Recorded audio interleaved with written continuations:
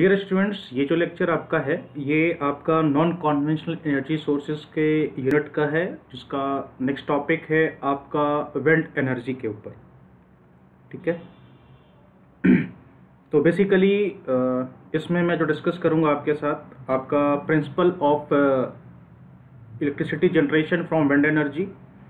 फिर कुछ block diagrams हैं, एक सिंपल सा ब्लॉक डायग्राम है इसका। वैसे तो देखिए, मैं आपको फोटोवोल्टेइक में भी मैंने आपको कहा है कि जितने भी रिन्यूएबल एनर्जी सोर्सेज हैं, ऐसा नहीं है कि बिल्कुल लिमिटेड है। ये मतलब टेक्नोलॉजी लिमिटेड है, बहुत टेक्नोलॉजी है इसके अंदर भी। इवन कि विंड एनर्जी में भी बहुत सारे टेक्नोलॉजीज़ हैं, इसके अंदर ही आते हैं। लेकिन हम पढ़ेंगे वही जो मेजर पार्ट है। ठीक है। तो इस चीज़ को ध्यान में रखते हुए हम ब्लॉक डायग्राम भी वही पढ़ेंगे जो कॉमन ब्लॉक डायग्राम है हर एक विंड एनर्जी कन्वर्जन का। प्रिंसिपल हम वही, प्रिंसिपल हर किसी का सेम है। ब्लॉक डायग्राम में थोड़ा थोड़ा अंतर आता है, लेकिन जो मेजर, जो एक कॉमन ब्लॉक डायग्राम है हर किसी विंड एनर्जी कन्वर्जन सिस्टम का, वो हम पढ़ेंगे। ठीक है। तो स्टार्ट करते हैं। देखिए, सबसे पहली बात यह है कि विंड एनर्जी का जो कॉन्सेप्ट है वो क्या है एक्चुअली में। देखिए, सबसे पहली बात ये होती है कि अगर आपको इलेक्ट्रिसिटी प्रोड्यूस करना है, ठीक है, तो आपको जनरेटर के रोटर को घुमाना होगा, है ना। हर एक प्रिंसिपल एनर्जी में अगर आप जनरेटर यूज़ करते हो तो ये कॉन्सेप्ट तो आएगा ही आएगा कि आपका जो जनरेटर का जो रोटर है उसको जब तक आप घुमाओगे नहीं तब तक एनर्जी प्रोड्यूस होगी नहीं। ठीक है। थर्मल पावर प्लांट में हम वो काम स्टीम से करते थे। हाइड्रो पावर प्लांट में हमने वो काम जो है आपका पानी के मदद से किया है। डीजल पावर प्लांट में हमने वो काम जो है जनरेटर के रोटर को घुमाने का काम जो है वो फ्यूल को बर्न करके जो पिस्टन मूव होता था उससे किया है। ठीक है। यहाँ जो काम हो रहा है, जनरेटर का जो रोटर घूम रहा है, वो रोटर जो घूम रहा है वो विंड के एनर्जी की वजह से घुमा रहे हैं। ठीक है जी। बहुत छोटा सा एग्जांपल मैं आपको बताता हूँ। बचपन के दिन में मेला में जाकर के है ना, आप लोगों ने विंड मिल देखा है आपने, और वही टेक्नोलॉजी बनी है। मैं बताता हूँ कैसे देखा है। वो एक आपने जो है वो ऐसे करके आपने एक पंखी टाइप का देखा होगा, ऐसे टक करके, और एक डंडी निकली रहती है। इसमें जब यहाँ से फूंक मारो तो घूमता है, ये है ना, फूंक मारो तो घूमता है, या हवा के हेल्प से घूमता है, ऐसे करके कुछ रहता है। मैं एग्जैक्टली जो है वो उसको नहीं बना पा रहा हूँ, लेकिन आप शायद समझ गए होंगे कि मैं क्या कहने वाला हूँ। तो बचपन में ये हम लोगों ने देखा है और इसको हम लोगों ने यूज़ किया है। बस इसी कॉन्सेप्ट को पे बेस्ड है आपका विंड एनर्जी कन्वर्जन सिस्टम। बस ये कि ये जो घूमता है तो इसके पीछे हमने एक डंडी लगा दी है। ठीक है। ये जो घूमता है तो इसके पीछे हमने डंडी लगा दी है, और ये डंडी जाकर जनरेटर से कनेक्ट हो जाता है। देखिए, बचपन का कॉन्सेप्ट आया इलेक्ट्रिसिटी जनरेट करने में। यहीं से टेक्नोलॉजी ऐसे ही बनती है। छोटी छोटी चीज़ों को हम गौर करते हैं तो टेक्नोलॉजी बन जाती है। अगर आपको ये समझ में आ गया, जो मैंने यहाँ पे डायग्राम छोटा सा बनाया है, तो विंड एनर्जी आपको समझ में आ गई। विंड एनर्जी खुद में एक बहुत बड़ा समंदर है। क्यों मैं बोल रहा हूँ? क्योंकि अगर आप देखेंगे तो जो विंड का जो ब्लेड होता है उसके ऊपर भी बहुत रिसर्च चल रहा है। ठीक है। और जो आप देखते हो विंड मिल, उसके ऊपर भी रिसर्च बहुत चल रहा है। लेकिन हम कवर वही करेंगे जो मेजर पार्ट है और जो हमें कॉन्सेप्चुअली जानने की ज़रूरत है। ठीक है। क्योंकि इन डेप्थ अगर आप जानना चाहोगे तो ये बहुत ही इन डेप्थ चला जाएगा, जो शायद आपके स्कोप ऑफ स्टडी में है भी नहीं। ठीक है। तो principle of electricity generation from wind energy क्या है ये देखिए। जैसा कि मैंने अभी आपको एक डायग्राम बनाया था बचपन के एग्जाम्पल का, सेम वही है। यहाँ से आपका विंड फ्लो होगा। ठीक है। यहाँ से आपका विंड फ्लो होगा, और विंड फ्लो जो है ये जो आपका विंड टरबाइन का रोटर है ना, तो इसको रोटेट करेगा। ये इसको हम बोलते हैं turbine blade, wind turbine blade. ठीक है। इसमें भी ब्लेड्स होते हैं, देख रहे हैं, ये टरबाइन है। टरबाइन ब्लेड आपका उसमें भी होता था, हाइड्रो में भी होता था, स्टीम में भी है, यहाँ भी है, बस ये थोड़ा अलग होता है। तो ये विंड टरबाइन ब्लेड होता है। तो हवा जब इस पर टकराता है और जब पास करता है तो ये टरबाइन ब्लेड से जब हो करके गुजरता है हवा, तो ये टरबाइन को रोटेट करता है। ठीक है जी। जब ये रोटेट करता है तो इसका जो शाफ्ट है वो गियर बॉक्स से लगा हुआ होता है। अब आपको वैसे गियर बॉक्स का क्या काम है, क्योंकि जो आपका विंड एनर्जी है ना, जो आपका विंड एनर्जी है उससे जो आपको स्पीड मिलती है, वो स्पीड जो होती है वो उतनी ज़्यादा नहीं होती है कि वो जनरेटर के रोटर को उतना स्पीड प्रोवाइड कर सके that is required to generate electricity. समझिए, ठीक है। घूमता तो है लेकिन इतना तेज नहीं घूमता है जिससे कि आपको प्रॉपर इलेक्ट्रिसिटी मिल सके जनरेटर के टर्मिनल्स पे। तो इसलिए गियर बॉक्स को क्या करता है, ये स्पीड को बढ़ाता है। ठीक है, it increases the speed of rotor shaft. अब स्पीड बढ़ गया, अब स्पीड इतना बढ़ गया कि वो जनरेटर का जो रोटर को रिक्वायर्ड स्पीड है उसको वो प्रोवाइड कर रहा है वो, और जब वो प्रोवाइड होता है तो जनरेटर से इलेक्ट्रिसिटी बाहर निकलती है। ठीक है, यही सिंपल कॉन्सेप्ट है बस, और ज़्यादा कुछ हाई फाई साइंस नहीं है। इन समरी, विंड आपका टकराएगा विंड टरबाइन ब्लेड से, वो विंड टरबाइन के शाफ्ट को घुमाएगा, शाफ्ट गियर बॉक्स से कनेक्टेड होता है, गियर बॉक्स स्पीड को बढ़ाता है जो जनरेटर पे शाफ्ट लगा हुआ है उसका। ठीक है, और वो बढ़ा करके जब जनरेटर का शाफ्ट का स्पीड बढ़ जाता है तो वो जनरेटर के रोटर को घुमाता है उतने स्पीड में और आपको फिर इलेक्ट्रिसिटी मिलती है। बस यही फंडामेंटल है आपका principle of electricity generation from wind energy का। बहुत सिंपल सा है, अगर आपके एग्जाम में आएगा तो सिंपल सा आप ये डायग्राम बना दीजिएगा, और क्या लिखना है वो आगे मैं आपको बता देता हूँ। अगर आपको ये जो जितना मैंने आपको कहा है अगर वो आपको समझ में आ गया तो फिर आप विंड एनर्जी आराम से लिख लेंगे। ठीक है, तो प्रिंसिपल क्या है, when the wind blows and passes through a wind turbine, मतलब जब हवा चलती है और विंड टरबाइन से होकर पास करती है, जो मैंने आपको बताया, it's blade capture the winds kinetic energy. अब जो विंड का जो काइनेटिक एनर्जी, क्योंकि कोई भी चीज मोशन में होता है तो उसका काइनेटिक एनर्जी होता है। ठीक है, तो ये काइनेटिक एनर्जी जो है वो विंड टरबाइन के को रोटेट करता है। ठीक है, तो पहला स्टेप क्या हो गया आपका, काइनेटिक एनर्जी ऑफ विंड, है ना, converted to mechanical energy of wind turbine. ठीक है, तो पहले जो आपने काइनेटिक एनर्जी ऑफ विंड है उसको आपने mechanical energy of wind turbine में आपने कन्वर्ट कर दिया।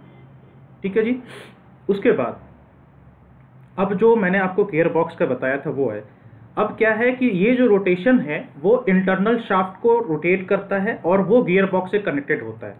ठीक है, विच increases the speed of rotation bye A factor of 100। अब देखिए, जो मैंने आपको कहा कि अगर आपका जो विंड टरबाइन का, इसका कहने का मतलब है कि अगर ये विंड टरबाइन शाफ्ट का स्पीड अगर 10 आरपीएम है तो गियर बॉक्स से जो गियर बॉक्स में जो गियरिंग सिस्टम है वो जनरेटर के शाफ्ट को कितना प्रोवाइड करेगा, 10 गुने 100, यानी कि 1000 आरपीएम पे मूव कराएगा।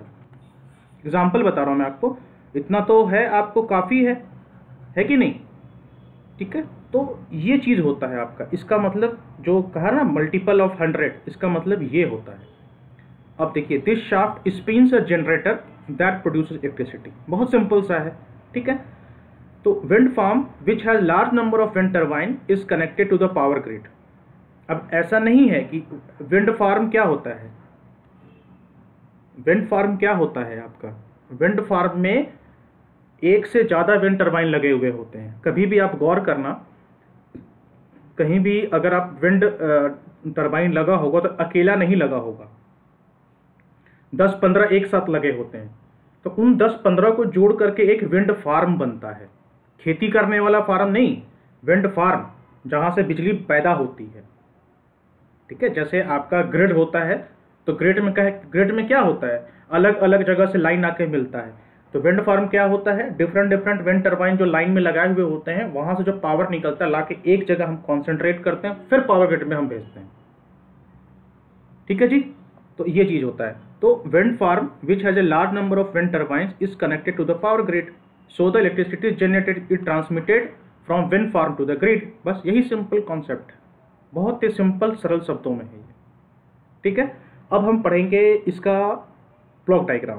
ब्लॉक डायग्राम और एक्सप्लेनेशन में लगभग यही सब सेम चीज़ें आने वाली हैं, तो ज़्यादा डिफरेंस नहीं है इन सब चीज़ों में।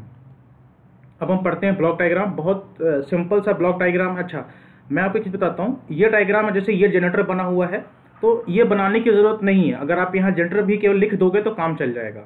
ठीक है, उसी तरीके से ये वाला डायग्राम जो है, देखिए एक तो सिंबल दिखाने के लिए मैंने बनाया है, तो ये सिंबल भी बनाने की ज़रूरत आपको नहीं है, ये भी बनाने की ज़रूरत नहीं है, ये भी बनाने की ज़रूरत नहीं है। हाँ, ये आप बना सकते हैं, ये सिंपल है, ये भी बना सकते हैं।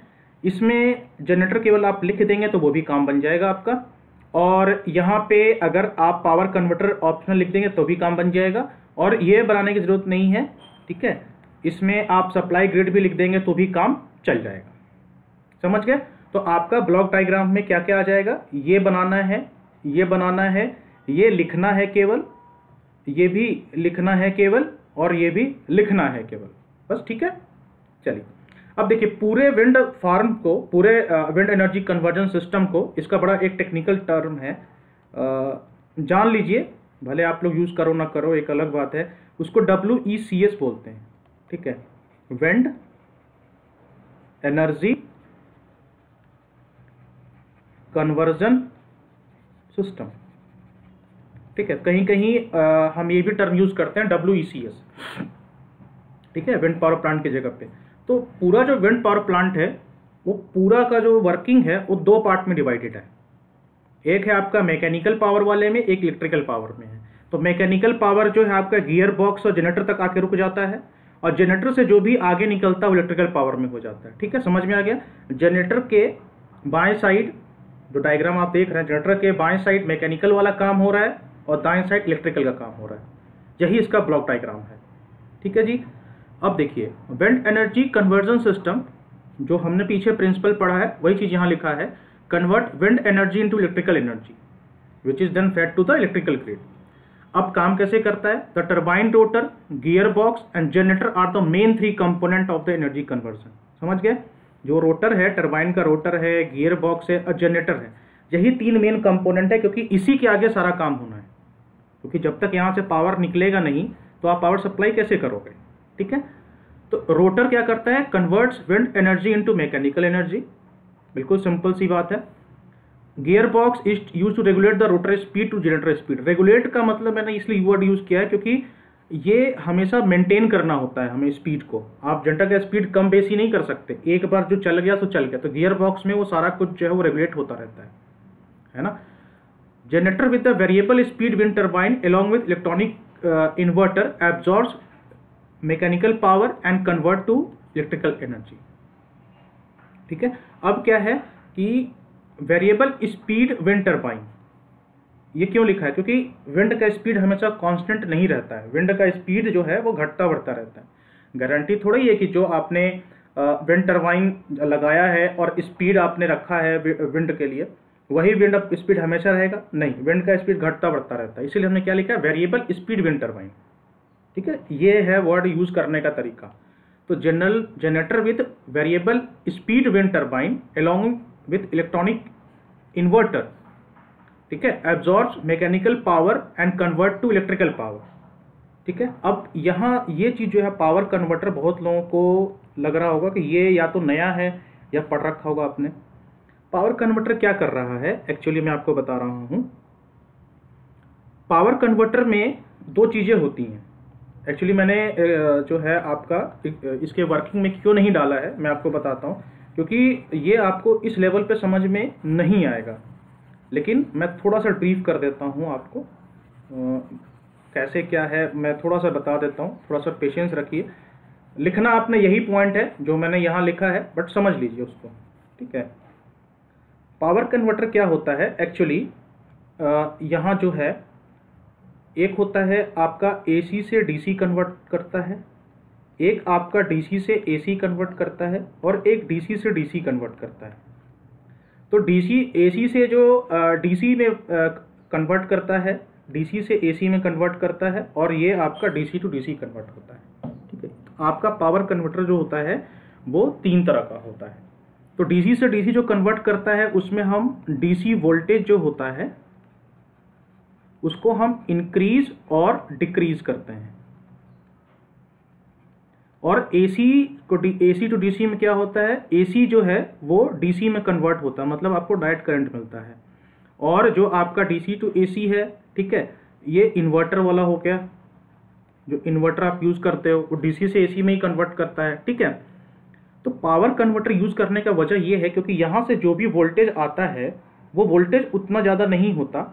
तो पावर कन्वर्टर क्या करता है कि जो भी AC पीछे से आ रहा है, जनरेटर AC देगा ना आपको, तो जो भी AC पीछे से आ रहा है उसको पहले वो DC में कन्वर्ट करता है। ठीक है, उसके बाद ये DC वोल्टेज लेवल को बढ़ा देता है, और फिर ये जो बढ़ा हुआ DC वोल्टेज लेवल है ये फिर DC टू AC कन्वर्टर में जाता है, और उसके बाद ये AC यहाँ मिलता है, फिर ग्रिड में जाता है। समझिए 2 स्टेज में हो रहा है। जनरेटर से जो AC आया पहले वो DC में कन्वर्ट हुआ, पावर कन्वर्टर में चला गया, फिर हम क्या करते हैं DC वोल्टेज लेवल को हम बढ़ाते हैं।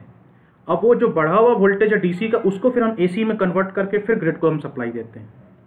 ठीक है जी, तो यही इसलिए यहाँ पे आपका जो है इस तरीके का सिंबल बना हुआ है। ये मैंने थोड़ा ब्रीफ इसलिए कर दिया क्योंकि बहुत लोगों को ये रहता है सर आप ऊपर ऊपर से बता दिए, तो मैंने वही कहा है कि अगर अंदर तक जाओगे तो मैं बता तो दूंगा, लेकिन हो सकता है वो आपके इसको स्टडी में ना हो, लेकिन फिर भी मैंने बता दिया कि कल हो करके अगर कोई आपसे पूछे तो आपके दिमाग में चीज़ें हों, ब्लैंक ना हो आपका दिमाग कि ये क्या पूछ दिया इन्होंने।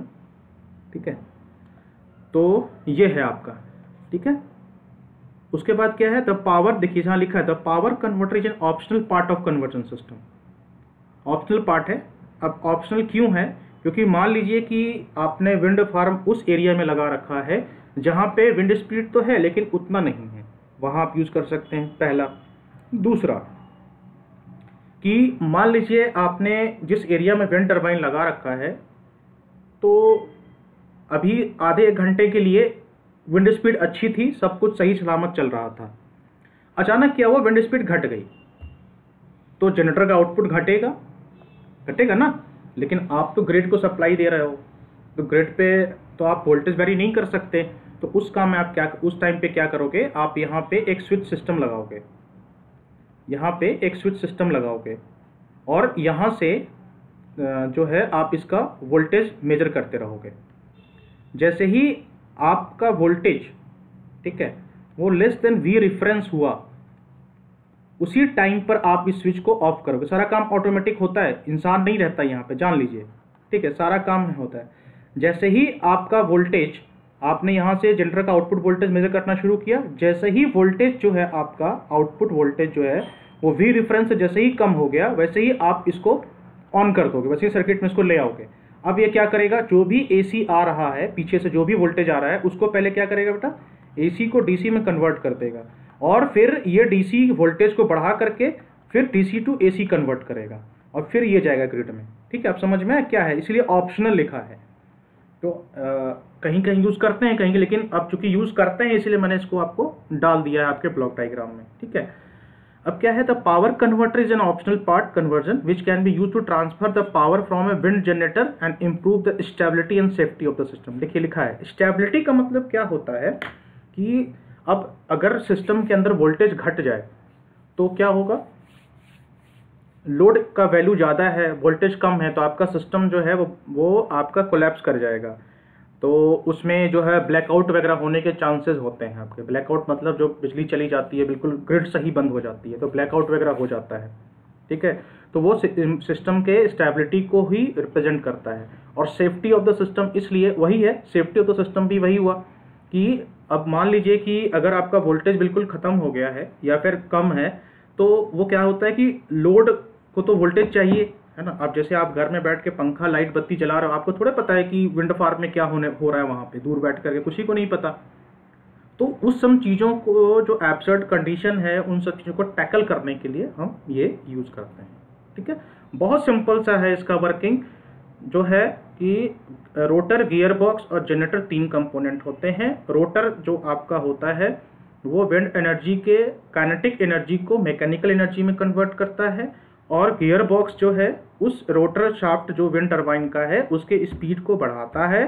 वो फिर जनरेटर से कनेक्टेड होता है, जनरेटर का रोटर घूमता है, उससे जो बिजली बाहर, उससे जो वोल्टेज बाहर निकलता है वो हम पावर कन्वर्टर में देते हैं। और पावर कन्वर्टर जो है क्या करता है, पहले एसी को डीसी में कन्वर्ट करता है, फिर डीसी के वोल्टेज को बढ़ा के फिर डीसी टू एसी कन्वर्ट करके फिर ग्रिड को सप्लाई देता है। बस यही है। और पावर कन्वर्टर यूज़ करने का रीज़न क्या है, क्योंकि हम इससे सिस्टम का स्टेबिलिटी होता है, सिस्टम सेफ हो जाता है।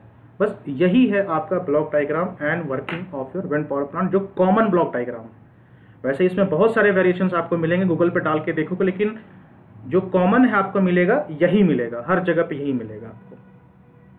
ठीक है, तो ये था जो आज का लेक्चर था, जिसमें मैंने आपके साथ डिस्कस किया कि क्या है। अब नेक्स्ट जो है आपका टॉपिक है वो है एप्लीकेशन। ठीक है, देखिए एप्लीकेशन जो है डिपेंड करता है कि आपका विंड पावर का कैपेसिटी कितना है और कितना क्या जनरेट कर रहे हो। ठीक है, अगर आपका विंड एनर्जी जनरेशन जो है 10 किलोवाट से कम है तो आप उसको घरों में यूज़ करोगे, फार्म में और रिमोट एप्लीकेशन से water pumping, telecom sites, ice making machines वगैरह में यूज़ करोगे। ठीक है, अगर आपका, तो जब आप एप्लीकेशन लिखोगे, ये फिगर बनाने की ज़रूरत नहीं है। बहुत लोगों को लगेगा सर ये फिगर हम बनाएंगे, नहीं बनाना है। ठीक है, आप जब आंसर लिखोगे तो एप्लीकेशन में पहला लिखोगे कि स्मॉल कैपेसिटी, कैसे आंसर लिखना है, स्मॉल कैपेसिटी, ठीक है, less than equal to 10 kilowatt. फिर ये पॉइंट लिखो, कहाँ कहाँ यूज़ करोगे। Point number A homes, point number B farms, point number C है ना रिमोट एप्लीकेशन। ऐसे करके नोट्स बनाइएगा। ठीक है, ऐसे करके नोट्स बनेगा। उसी तरीके से पॉइंट नंबर 2 में क्या आएगा, इंटरमीडिएट कैपेसिटी, है ना, यहाँ लिखिएगा आप ऐसे, इंटरमीडिएट